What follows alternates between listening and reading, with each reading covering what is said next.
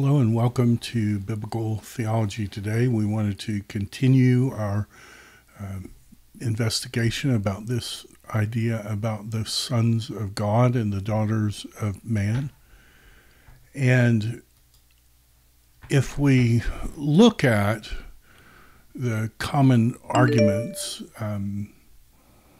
about this, very frequently people will say that the phrase sons of God in the Bible only refers to angels. And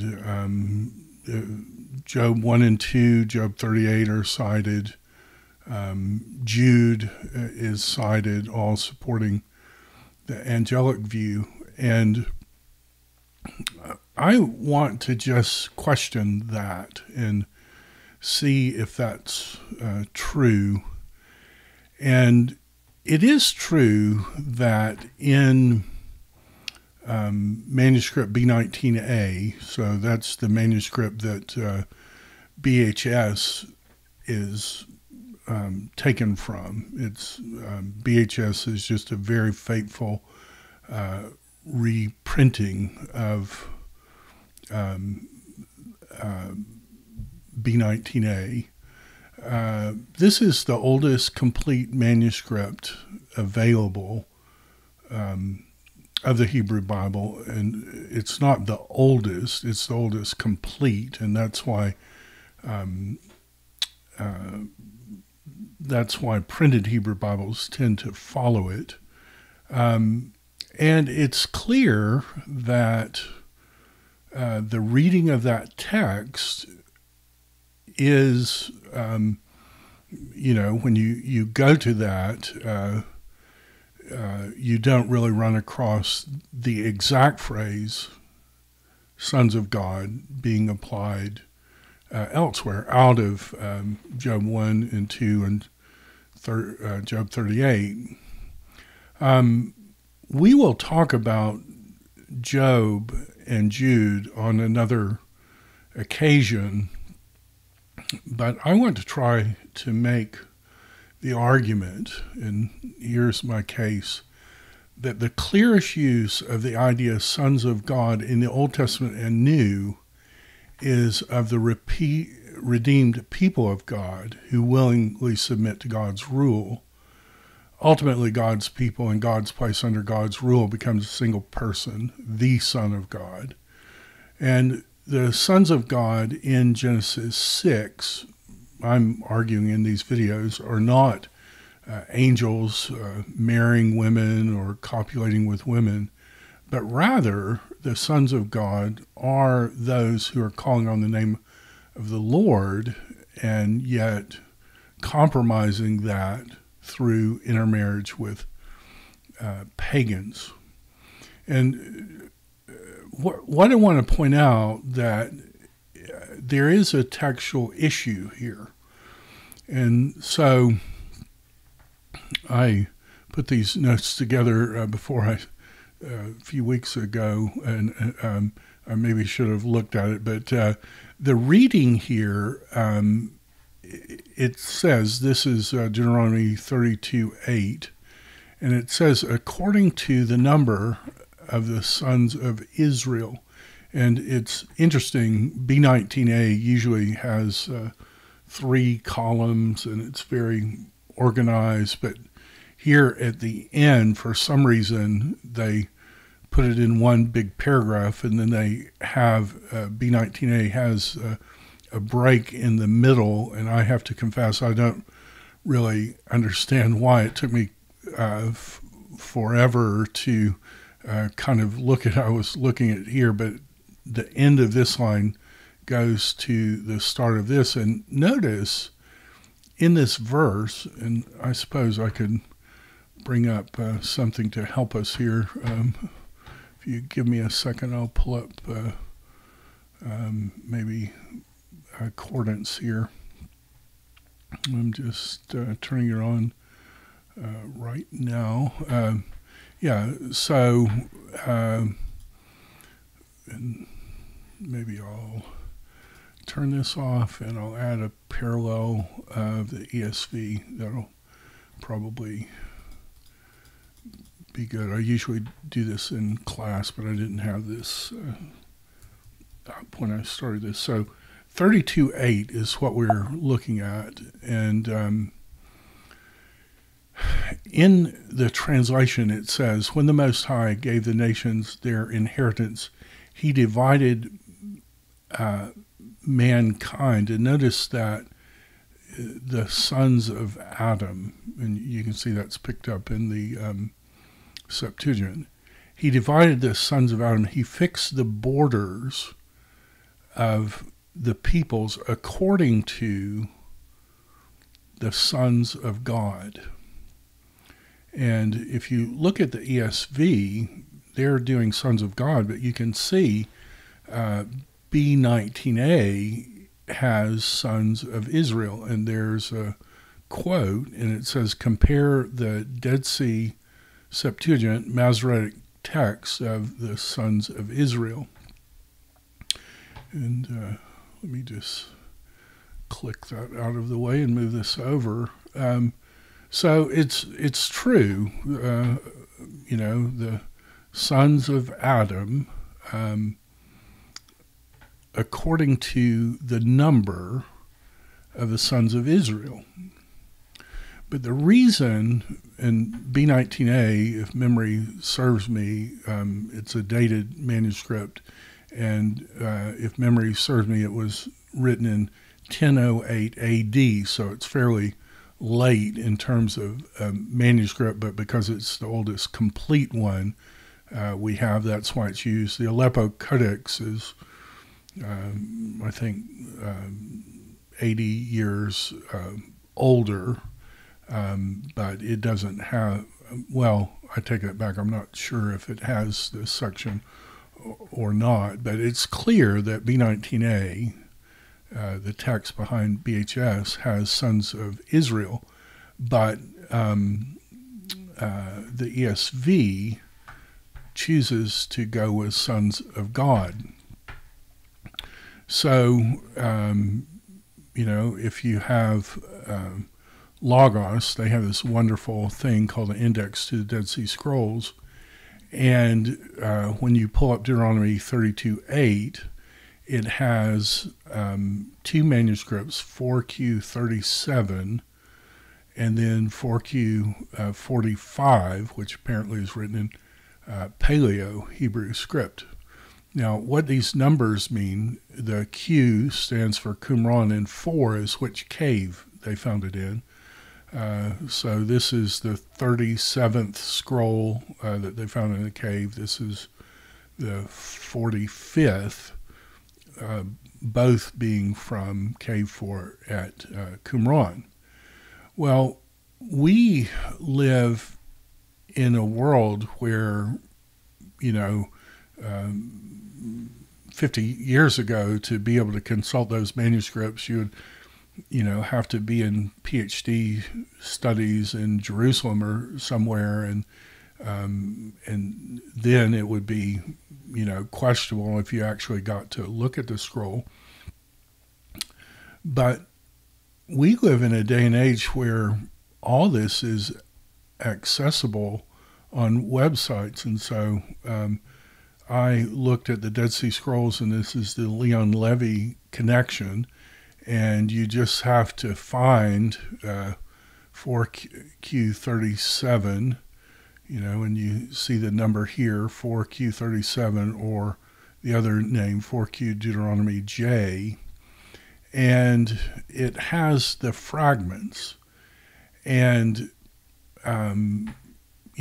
I read through, and it was difficult, but I believe that this is the fragment. So I'm looking at, is that the smaller version? No, it's this one. This is the smaller version. And so what they do is they're trying to orient this of what the page would have been if the manuscripts were full. And so when they do that, they can tell this is Deuteronomy, and then it has a little section here. And you can see, and these manuscripts are over 1,000 years older than B19A. And I could be reading this wrong, but I think this is the section. The Yod looks a little long to me, but I think there is your Elohim. When you go to Logos and their digital version, this is the corresponding thing, and so you can see they're orienting it toward the lines in Deuteronomy, and they're cutting it off at 5. So there, but you can see they clearly have the reading in Deuteronomy 32:8, the sons of God.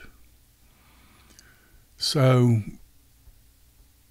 the question is, this has the sons of Israel, but this is a medieval manuscript, and then we go to 4Q37, and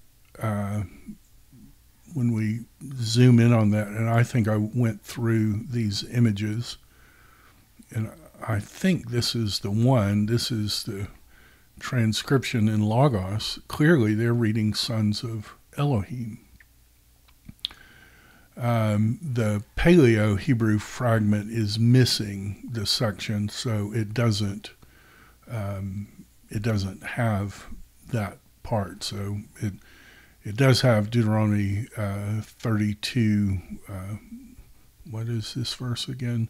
32:8, but it doesn't have that particular part. So that particular one isn't helpful to us. We don't have in Hebrew Bible studies, we don't have an eclectic text. So when you buy BHS, you're not getting like what Westcott and Hort would be for the New Testament, or what Nestle Aland 28, where scholars have worked on it and pored over the data for years. What we have in BHS is simply manuscript B19A, and it's just a faithful reprinting of that manuscript. But we do have kind of a halfway house. I guess this is called Quinta. I've heard people say it the other way. I don't know. But what the Quinta is still B19A, but it's B19A with notes, what the decision of the scholars would be. And so when you look at Quinta, and this, my copy of the Quinta is from the Logos edition, we get this wonderful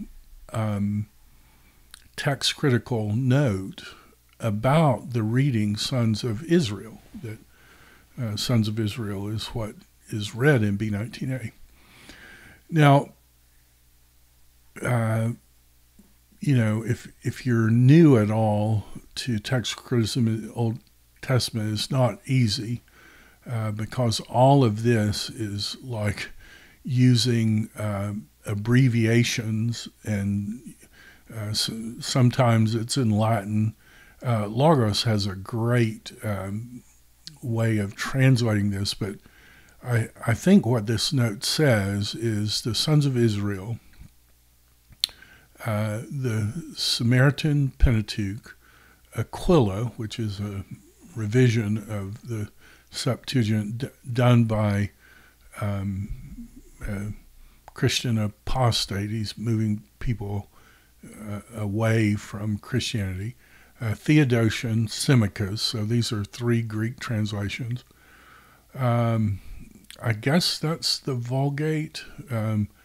S, I think, is the Syriac Peshitta, Targum Jonathan, Targum Onkelos fragment, maybe. But then they have the note, and it says a scribal emendation for sons of God. And then it quotes our manuscript, 4Q Deuteronomy G. Now, the Septuagint in some manuscripts has the angels of God, and they're calling that an exegetical translation, where they're not translating what appeared, but they're translating what they think the words are trying to mean. And then, this is what's key in the Quinta, the preferred reading should be sons of Elohim. Now, what they're saying is that, yes, B19A, has the phrase. I think this is actually, sometimes this does this when you paste it in, the justification of the paragraphs messes up, and I think that's done here, but I think you read here, and this should have been at the end, but because of these numbers, sometimes it doesn't want to cooperate. But what they're saying is that if an eclectic text were printed, this is what they would print, sons of Elohim. And notice that's, connected with our B'nai Ha Elohim in 6. Now, what the Quinta is so helpful, not only do they have this better apparatus, but they also have a note. And this is what their note says, that verse 8 represents a deliberate emendation for theological motives is reasonably certain. And this is from McCarthy's book, the Tikkunei Soparim, the corrections of the scribes. And if you know about that at all, there are places where the scribes mark, where they deliberately change certain words, and they're saying, we haven't written down what was there, because if we wrote down what was there, it would sound blasphemous or something. So, one of the Tikkunei Soparim is where it says God stood before Abraham, and that idiom, stood before Abraham, is usually a servant, and so they mark it as a Tikkunei Soparim and write Abraham stood before God. So you have these deliberate emendations, and the editors are suggesting that this was a deliberate emendation, that this is what was written, and then it was amended to the sons of Israel. Even more interesting is this series of subsequent corrections to which M, and so that's going to be B19A, was subjected as a consequence of an amended verse 8, showing that the phenomenon of theological corrections was not something that happened in a half-hearted way. It required more than the convictions of an isolated scribe to have affected 5 further interrelated changes. Barthélemy in the Tikkunei Soparim links all these corrections to the Hasmonean period, while more recently Himbaza, I'm not sure if I'm saying that right, argues that this emendation of verse 8 was somewhat later and introduced only in the 1st century. Note that the Targum includes the number 70, the 70 souls of Israel who went down to Egypt.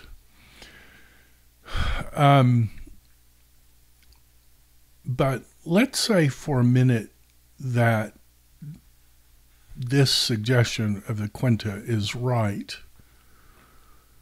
Who are they? Are they the angels, as the Septuagint, or are they Israel?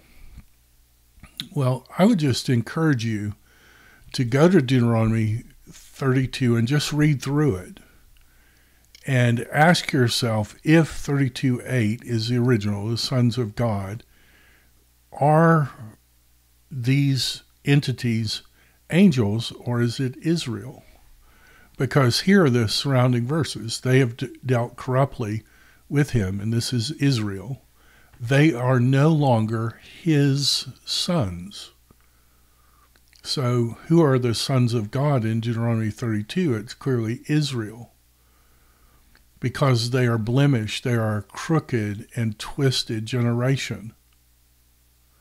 If 32:8 reads B'nai Elohim, then it doesn't matter how many clever articles are written or how many clever YouTube, it just doesn't stand up to scrutiny, because clearly sons in Deuteronomy 32 is Israel.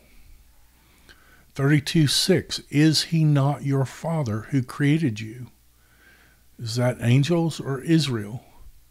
32:8, according to the sons of God. So the Septuagint says according to the number of the angels of God. But notice Aquila, and I guess I may have been reading this wrong up here, but Aquila here, according to the lot of the sons of Israel, Symmachus and Theodotion and the Samaritan, according to the number of the sons of Israel. Well, if you had sons of God and you're amending it, translating the sense rather than the words, then clearly they would be understanding the phrases Israel, not angels. But to get to more clear, 32:18, you were unmindful of the rock who bore you. Well, who is the parent of Israel? Clearly, it's God, and they're the offspring of God.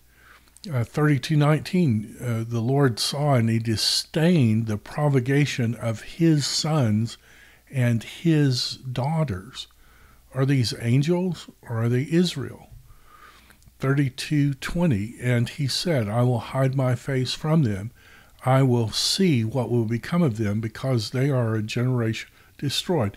They are sons in whom there is no faith. And then the coup de grace, I think, here is 32:43.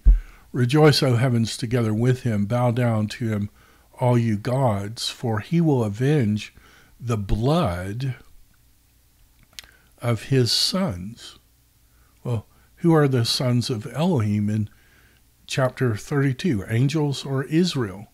Well, I don't know. Are you going to argue that angels have blood? Or is this not talking about angels? Of course, Deuteronomy 32:43 touches on that difficult passage where Hebrews differs from B19a. That's probably another video, but you kind of get the idea. He avenges the blood of his children. That's what we've done. Is this Onkelos, I think, has the blood of his sons. He will bend, is this Pseudo Jonathan maybe? Rejoice. He, the blood of his servants which was shed. I'm not sure of this. Did Jerusalem Targum maybe?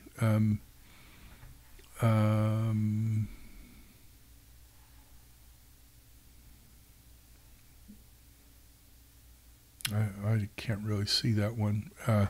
4Q44, worship him, all gods, because the blood of his sons, and you can see there, blood of his sons. So it's clear that Deuteronomy 32 is calling the sons of God Israel, not angels. And so when you hear people saying, oh, you know, the phrase B'nai Ha-Elohim is never used of anything but angels, I'm unconvinced of that. You know, I'm not really a Hebrew expert. My background is on New Testament Christology, the use of the Old Testament in the New. That's what I did my doctoral work on. But I've looked at enough of these to know that to say sons of God is never applied to anyone but angels. That's just simply not true. And, you know, if you're willing to look at the New Testament, you know, there the sons of God are often, you know, God's people. Even in the Old Testament, Hosea, you are sons of the living God. The B'nai El Hai. Okay, so that's not B'nai Ha Elohim, but it's using the other word for God, El, and clearly this is Israel. When Israel was a youth, I loved him. Out of Egypt I've called my son. Who is the son of God? Well, clearly it's Israel. Jeremiah, I am a father to Israel. So who is the father of Israel? God is. So wouldn't that make Israel the sons of God? And you just start putting this, you know, our Father, I mean, these are everywhere. And, you know, if you're willing to bring the New Testament in at all, you are all sons of God. So the clearest use of the idea of God's son in the Pentateuch is not angels, it's God's redeemed people. My firstborn Israel. God's leader is called a son of God in all these texts. So a little bit longer video than I wanted to make, but you know, interested for your comments in the below. But this is my point, that the clearest use of the idea of God's Son in the Old Testament and the New is of the redeemed people of God. Now, I'll do another video on, and we'll take a very careful look at Job 1 and 2 and Job 38, and I'll do another video on Jude. But just to anticipate that, it is odd, you know, when people are trying to prove a disputed passage, where you go to even more disputed passages. And so it's always odd to me, you know, when you're trying to explain something in Genesis and you end up in Job or Jude, rather than, hey, let's go to the Pentateuch and see what the Pentateuch says. I don't know. Let me know what you think.